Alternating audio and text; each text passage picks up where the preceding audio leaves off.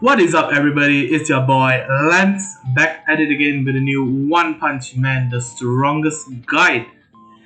Before I begin, I'd like to thank the many subscribers that came in the last couple of days after I published the video beating Guying It in the Crossover Club War. I'd like to thank you guys so much for coming to my channel. I'm very humbled that you guys have stumbled to my channel and decided to subscribe. Nevertheless, thank you so much for those who've been here from day one to those whose day one is today. Now, back to the task at hand, we're going to be talking about resource management today and how to optimize your account so that it can become the best it can possibly be. So, let's have a look at the data before we start with the recommendations. So, before we begin, I did a small survey. It had about 30 respondents, between 20 to 30 respondents, so it's very small. So 60% of the participants were free to play, whereas 40% of the participants were spenders of varying level, ranging from small guppies, dolphins, minnows, whatever you call it, up to the biggest of biggest whales. And the purpose of this guide is to first teach you proper resource allocation. This is mostly towards how to build your units and how to maximize where all your limited resources go to. Second thing is to introduce something new to you, which it might take a while for you to understand, and it will be breaking your understanding of the game. It's called the 2-unit max theory. I'll elaborate that in a little bit.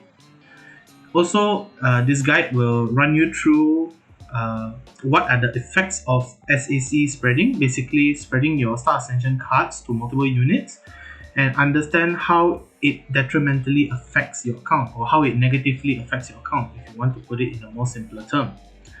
And then I will also be running through some PvP and PVE optimization for your account. This is basically what I do when I do my account augmentation / lens assist. But this is just a small portion of it, which I'm going to introduce to everybody because I want you guys to improve. That is my main thing.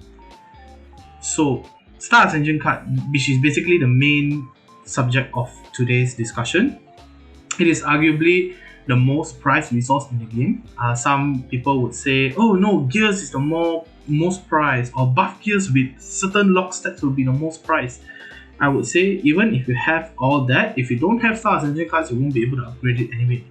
So it's definitely top ranking, if not the number one resource in the game. And it mainly functions to boost your stats. So you boost your gear stats, you boost your buff gear stats, you boost your keepsake and your insignia. But they also have other purposes, such as to open sigil slots. They don't really boost your stats, but they increase your certain defenses which are hard to get and hard to actually procure via gears or buff gears. It is obtainable via events, although in limited resource. As you can see with the former prank event, we had 3. And then you can also purchase them via funds and certain packs, especially on the weekend. And you can of course get it from the most common place which everybody gets it from, the supply exchange. And this is also the main culprit of mismanaged accounts. So I will get into that a little bit later, but just as a brief statement, the more you spread your Star Ascension cards, the worse your account actually is. So with that said, I'm going to introduce the 2-unit max theory. Now, a lot of people will understand this. A lot of people will just get it just from the name itself. But it's basically focusing on 2 units and maximizing your resources into these 2 units. So some people might disagree and they might ask, why are you just focusing on 2 units when we have 6 units on a playing field? So let me just run this through you so that you can understand at a deeper level. So what does it mean? It's basically, as I said, condensing most of your Star Ascension cards into 2 specific units. So what are the types of units that you might think of that should be put? So for PvP, I highly recommend one AOE, Area of Effect, DPS unit. This includes examples later, but as you can see, Garo is one of those candidates. And a tank. A main tank would be somebody that's able to hold the front line for you, or able to shield your back line to an extent where they can handle the enemy's DPS unit. Examples are such as CK.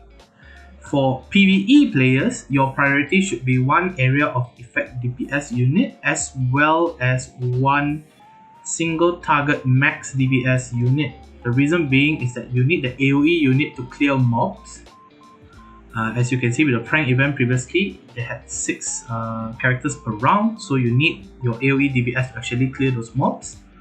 And you need a single target DPS to be able to deal as much damage to solo boss such as World Boss, Boros to an extent, and after this we will have the Monster Association Invasion, which will introduce more club boss which are all solo oriented.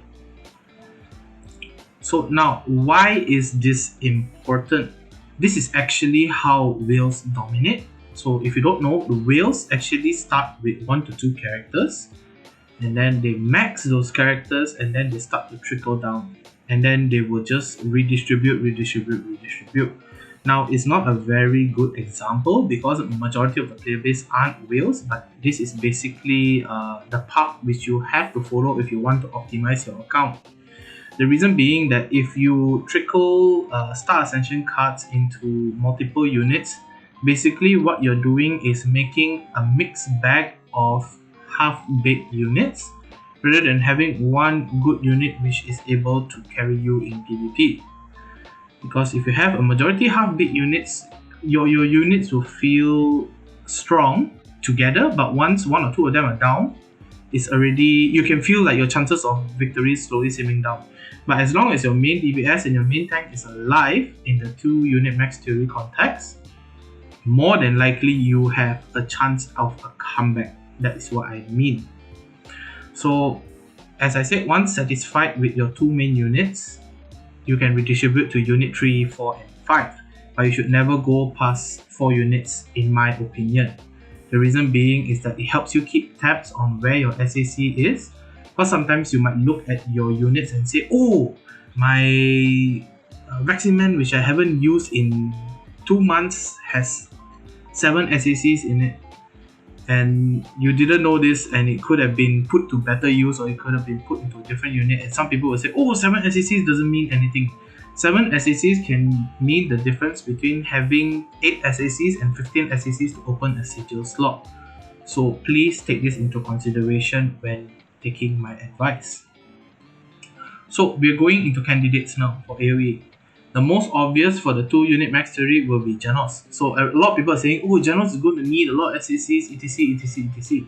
Haven't you been doing this for Garo or King or Buketsu anyway? You were throwing investments into them. It's just the same thing. It's just that you are re-optimizing your account to fit the next character, so and so. That's just how the game runs. So Genos is a conditional recommendation by me because I believe, as well as a few of my advisors believe, that you should have 80% of Genos ready by now. So regarding the HP crit chest gear, 2 HP percent or 1 HP percent, 1 HP crit damage gears, as well as HP speed gear. It doesn't matter if it's purple or orange, it's fine. You must also have your buff gears ready. If it's not washed with crit, wash it as soon as possible. And of course, you're going to need quite a lot of Star Ascension cards, which is how this 2 unit max theory comes to be. So with that in mind, to manage your expectations, I would say no less than 300 Star Ascension cards for small spender category. Your Genos won't be amazing with 300 Star Ascension cards, but it'll still be usable. For free to play, if you have the desire to be competitive, you more or less have to reverse almost 80% of your account. So if you're not prepared or you're not willing to do that, skip Genos entirely, don't care about PvP, just shift to PvE focus. That is my recommendation. The next candidate is of course Garo. Garo can put you through the long run. He's starting to stagnate a little bit in Eurocore just because his damage is not really enough to pierce through Euro's HP buffer. Although some Garos with really high attack and really high crit have seen a lot of success. And it's actually quite a good unit because you can actually relegate him to a sub DPS, so sub damage unit, rather than maintaining him as a main damage. Then you can set up for other units such as King or even Genos to an extent if you wish to go that route to do even more damage with their burst. Then of course we have King. King is a mixed bag because he does good damage and does good heal in Gyro Core, but at the same time his time is almost up when Genos comes, so I would steer away from King if I were you. Koketsu is also another good candidate, but you really need to stack Rebellion Sigils on him just to make sure that Genos doesn't nuke him to Valhalla. If you're playing for monster side, he is the best AOE unit you can ever have for the time being up until Awakened Vaccine Man. Tatsumaki is descaling unfortunately, but she still does good damage in a Zombie Man lineup if you're running that for crossover club war, so you can actually use her for that, put her in a training center and then use her to that extent. Awakened Tatsumaki is a good candidate. You have time to actually get her resources. Of course, you should be going attack crit. If you do not have crit, that's fine. Attack percentage is fine as well. Golden Ball is a really bad recommendation, but if you really lack major AoE, he can fill this slot. And then Gyro himself, you must have Keepsake of course, and if you're running him as an attacker. Now we are going to move to candidates for PVE, which is the single solo target DPS. So RMG, of course, Red Mosquito Girls, Scarlet Somber Waifu.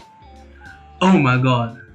Sadly, if I Pauti or 180 Genos, she's going bye-bye. So she's the best candidate. She heals herself, deals incredible amount of damage. P5, she follows up like crazy. Boros is also a good Esper to put. He's second best only to RMG. The only catch is that if there are frontline units and you have and the main enemy is at the back line, Boros is kind of nulled a little bit. Same goes with RMG. But the problem with RMG is that she has a backup with follow-up. Boros doesn't. So that I would say is the major con of Boros. But most of the time in PvE, you don't really have any other supporting units in those PvE which requires you to max damage unit. So shouldn't worry too much about that. Boros will still be very much usable and very much loved in the meta. To a smaller extent, we have Amai BK, which is basically RMG but 2 units. So Amai Mas and Beast King are two good candidates for PvE. They're having problems struggling to survive right now because of the World Boss HP buff and damage buff. But it is what it is. They're still solid options for PvE. Although, I mean, if you have RMG, why do you want to go Amai BK, right? And then we have Sonic LSSR in the future. I don't recommend you wait for him. I don't recommend you wait for Gale Win either. Please don't. Just get RMG and her keepsake, because that's way too long away. You're looking at next year, January, February and April. So just don't, guys. I highly recommend against it. So get Red Mosquito Girl if you're a PvE focused player, and make sure that you start Ascension Cut the heck out of her. Make her extremely strong so that you are able to dominate in PvE and get all the resources to eventually introduce yourself back into the PvP meta. So, candidate recommendations for tanks. Of course, I gotta go with my boy, Carnage Kabuto. My 4.5 million HP Kabuto will unfortunately die after this for Genos. Anyway, our Resident Cockroach, able to tank quite a lot. Definitely a really strong unit. The Reflect is quite good, especially since with Gyro Core his HP is boosted to amazing levels. Another good candidate is Tank Top Master, especially when you pair him with Goketsu. It's just insane shielding, which I don't think even Genos can pierce, but who knows. If you have Tank Top Master Keepsake, definitely going to be a hard hard battle. Phoenix Man is also a good tank. I don't really want to consider him a tank because he's a pseudo tank. He takes damage and he can dish damage, so he's kind of in the bloodline between DPS and tank, but nevertheless he's a very good candidate. Metal Bonk, oh yeah, he's a good unit, especially with the Gyro HP buff, really good. Would I recommend you to buy him? Probably not. Would I have any significant effect on whether you want to buy him or not? Probably not also. So get him if you want to get him. He's not an inferior CK, he's not a better CK. He's just a different unit altogether. But he gets the job done as a strong tank. DSK, this is like really like digging right deep into the hole, like damn deep guys, like wow. Okay, we're digging right into deep candidates. And DSK is like your last at bottom. You got nothing in the bank, guys. DSK is your last option. And then of course we have Doggy, which is one of my favorite units because I love dogs. So Watchdogman, who is upcoming, I'm more likely than not going to gacha him. So you're going to see Watchdogman on my lineup. So SSC distribution priority. Now that you know which units and to distribute your SSC to, and why you should only distribute SSC to 2 units only, now we gotta know where do we start distributing your Star Ascension cards. So the most cost for value aspect of this would be between Insignia and Buff Gears. Insignia wholly because of the percentage scaling, and Buff Gears because of where those percentages actually affect. So Insignia, you straight up get 10% increase of HP or attack per level. If you're talking about keepsakes, because keepsakes you're gated harder than Insignias, so Insignias will be the way to go if your units are based on HP. Example, Genos, Watchdogman, etc. So let's say you're talking about units keepsake, then just go straight to step 2, which is Buff Gears. These are the second highest percentage scaling at 5%, and they affect a myriad of places. So it affects keepsake, Insignia, gears as well. So pretty good, I would say, in terms of scaling. 5% is very good, but the cost tends to be a little bit too high for most players, as well as gears. This also has quite insane costs compared to Insignia. But if you're looking for attack, these two are the only options that you have to go with. So gears go up by 4% if I'm not mistaken at orange stage. So sigils are the last option for you to distribute SSC because their value is, I wouldn't say insignificant, but it's quite low as compared to other sources, and it shouldn't be a priority for you to open sigils unless you have really good sigils like tier 6 sigils all the way, you have enough for every single slot. Then yes, I would suggest that you open. If not, then it's not really a priority. On your main units, your sigils should be open. If not, open it as soon as possible. So before I end, there's actually a few disclaimers I want to do. Number one is that not every account is the same, and not every server is the same. This is basically formulated from the people who participated in my survey and the research that I've done. Would I say that this is a 100% way to run your account? Yes, I would. This is the most efficient way for you to run your account, but if you're doing something else and it's working for you, by all means. But at the same time, when it comes time for you to change, if you're not fast enough, or you're not prepared enough, or your enemy knows of this strategy and he's abusing it against you and you're too late, then I'm sorry in advance. Also, please 3-star everything before proceeding, because 3-star is the minimum scale which you need to achieve, and it's just before the point where everything gets expensive.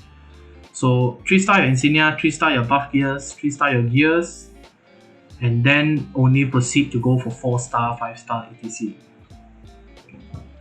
If you plan to replace a unit, please don't pass 3-star on your insignia buff gears, etc.